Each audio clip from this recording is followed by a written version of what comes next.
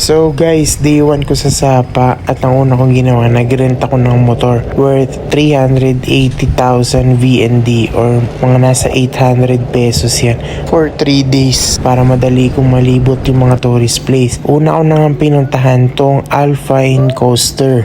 Sobrang nakakatakot nga yan guys kasi parang lalagpas talaga. Tapos yung iba may mga part pa na walang harang kaya nakakatakot talaga. Tapos nagpunta na ako next sa Moana Cafe. Sumaglit lang ako dito kasi parang wala lang, normal lang naman yung lugar. Parang may ganyan din sa Pilipinas eh. Tapos ito na nga yung pinaka gusto kong pinuntahan ko ngayong araw, yung Matt Pet Farm. Nagpakain ako dyan ng mga liamas, yung carrot. Tapos enjoy lang. Kaso para kang atakihin nila eh, para silang mga zombie.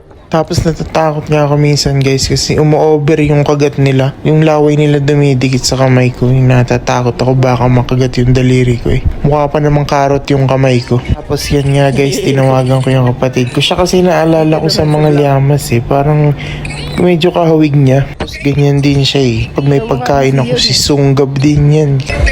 Naatake nila ako. Hindi, Yama. Laki oh. Kasi nga ayok to.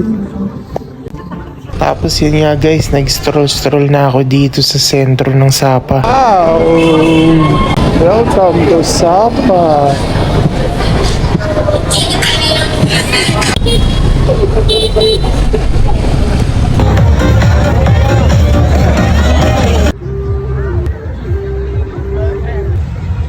So yun nga guys, nagkapunan na ako. Syempre dapat may Erseflora lagi. Tapos ayun yung in-order kong pho.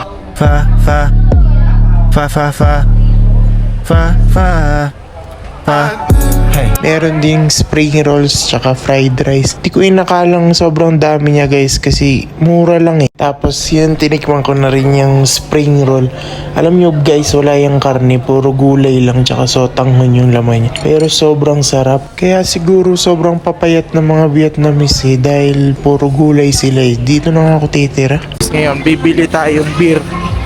Yung Hanoi beer. Titikman natin dito. Let's go. Ito. Hết rồi. Tiền hơn, like thì bây giờ được. How much is this? How much is this for? 45,000. Success.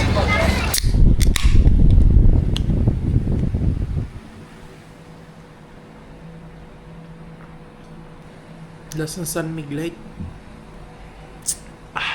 Lasang swimming.